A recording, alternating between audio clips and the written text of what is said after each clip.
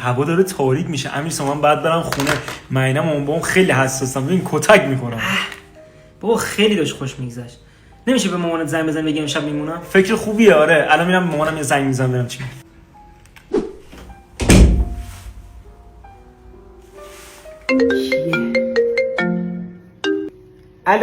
الو سلام مامان، خوبی؟ امیرسام میگه شب بمونم خونه‌شون. خب اشکال نداره، اگه پدر مادرش راضیان بمون. نه من نمیخوام بمونم. آها مامان ببین قطع کردم، یه پیام تهدیدآمیز خوب برام بفرست باشه نشونش بدم. باشه عزیزم الان میفرست. مرسی خدافظ.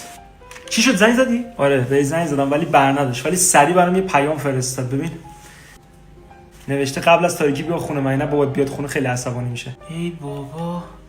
خب تو پیامک بهش بگو میخوام امشب بمونم، شاید قبول کنه. فکر نکنم ولی خیلی دوست داشتم بمونم، کاش میشد بمونم. باشه پس مدرسه میبینمت.